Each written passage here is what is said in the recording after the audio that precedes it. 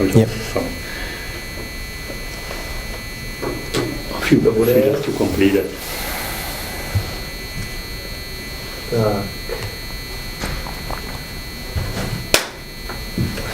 Perfect. But actually, soccer changed a lot since the time you've been a pro, right? Mm-hmm. What does it mean for the development of the players?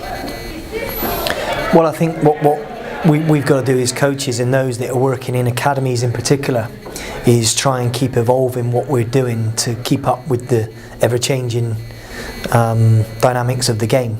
So in our academy system, we're always looking at what the Premier League looks like and what the players need to cope with the demands of that level of the game and international football. And me working in an academy with the staff that are around me, we are often looking at that and assessing, right, are we doing the right things in our academy across all the disciplines to make sure that we're developing players for that kind of ever-changing situation. And certainly over the last few years, the league in which we're trying to develop players for has changed, has grown, has got a lot more challenging, and we've got to make sure our players are ready for that. So we are changing on the road. We are changing all the time, actually. Well, we've got our foundations and our philosophy and our culture that it doesn't change, but we might be introduced to a new piece of innovation in data analytics, for example, and we might look at something in that particular domain of the game, or there might be a breakthrough in sports science or a piece of research which would help us do something different in the physical area of development of young players. So if we look at that and decide through our experts in the academy to utilise that piece of research or that piece of data, then we would do that if that's going to develop and take us to the next level. So we have our fundamental philosophy and culture, which doesn't change. But if we've got a new piece of research or a new area in which to look at, then we would do that. You just mentioned science and research. Is there anything you'd like to implement in the next 1 or 2 years?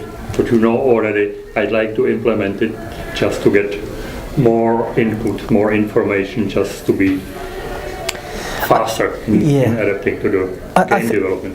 I think in terms of our sports science department, what we're doing, and we place a lot of emphasis on the players' maturation and biological development and where they are. So we would use a lot of that information that we've got to help us make decisions and assess young players on where they are and what potential they've got in the future. So we're kind of already using our own methods to assess and review players and in the physical area and give them individual bespoke programs to develop them and take them to the next level. So we're kind of utilising everything we've got at the moment, and when new research comes out, we would look at that and see if that would give us an extra edge to our program.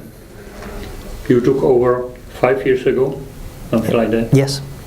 What was the first thing you made as a new academic manager? What I did was, so I've been in post about 5.5 years, and what I did initially was the product we had was working, was really developing young players, and they were playing in the first team. So the first thing I did was nothing. So it was to keep on doing what we were doing, be aware of new evolvements and new pieces of innovation, but I didn't come in and change anything. I come in and listened. I come in and watched. I came in and observed in what the staff were doing and what the players were doing day in and day out, and clearly it was working. And then obviously as the game is grown and developed in different ways through those departments, we've just had to adapt a little bit here and there, but again, I didn't change anything really, because historically Southampton have had a really good programme for developing young players, so I didn't change anything.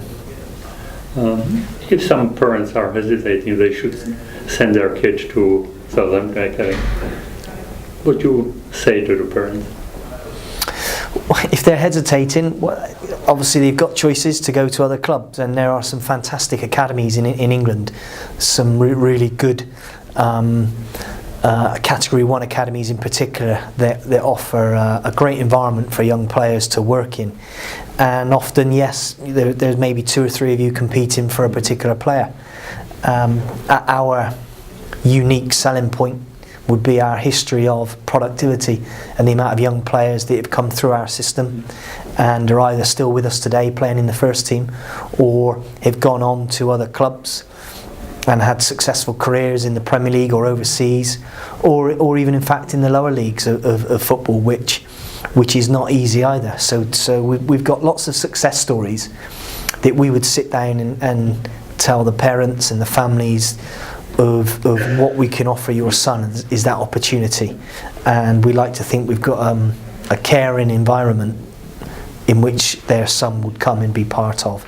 So that would be our unique selling point, rather perhaps than money or other aspects. And I wanted to ask, do you have a boarding school as a boarding program, or are there children in host families? We have 46 host families in and around Southampton. So ages from 12 upwards, 13 upwards, either 1 night per week, 2 nights per week. As they get older, so the under 18s are, some of them, full-time 7 nights per week, 2 or 3 of those players in a host family. But we have around 46 host families in the area, and we have a logistical program with minibus drivers that every day goes to pick them up from their host family, brings them in for training every day, takes them home to their host family, where they have an evening meal, and they obviously sleep there and come in again the next day.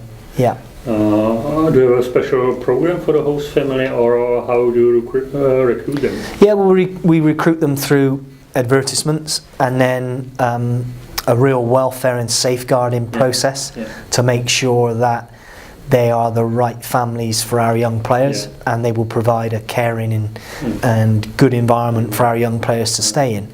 So, and they are checked regularly on that provision. Meetings with our welfare officers who look after the host family provision, and we check in on them that way. But we also have a host family program, so 3 or 4 times per year they will come into the club and have some education, perhaps as a host family, on food and recovery, and what they should be providing our young players in the evenings for food and nutrition, and the benefits of sleep and things like that. So we have a particular parent education and host family program that we deliver to them to help them as well.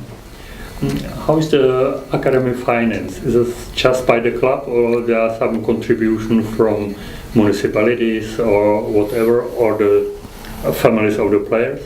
No, there's no contribution from the families. The contribution is from the football club primarily, and the majority of the investment is from the club itself.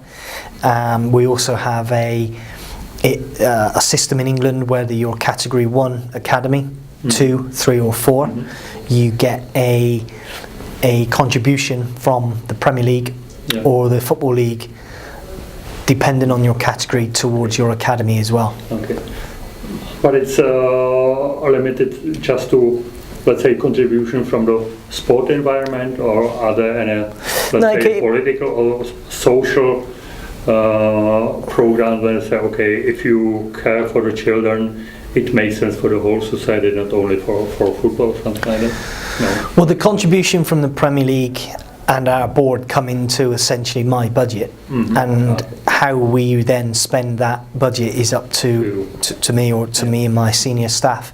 You know, whether we develop, we have a life skills program which costs a little bit of money from the budget, so we help young players learn how to cook themselves, how to sew a button on a shirt, and we get people in to teach them that, so we would pay for that.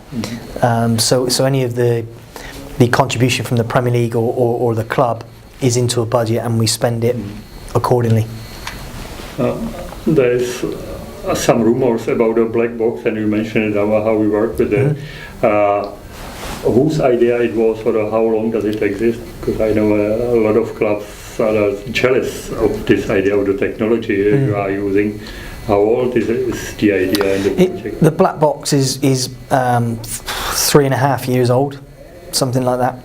It's essentially a room with a big screen in, but we have a lot of data that's fed into that system from around the world and around games and matches and players, and we utilise that both at senior level and academy level to look at future target players we might look to bring to the club, as well as assessing our own players that we have in the building and the performances that they've delivered over a period of time. We can assess their data and their performances against future opposition as well. It's about 3.5 years old, and an integral part of our diligence on the recruitment of players and the assessment of current players.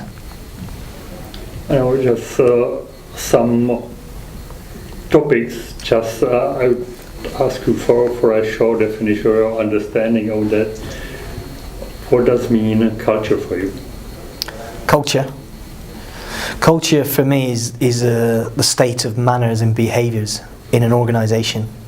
So we've defined our culture in Southampton to be a particular way, but effectively it's a state of behaviours, what we expect from our players, our staff, parents, and the way in which they conduct themselves on and off the pitch.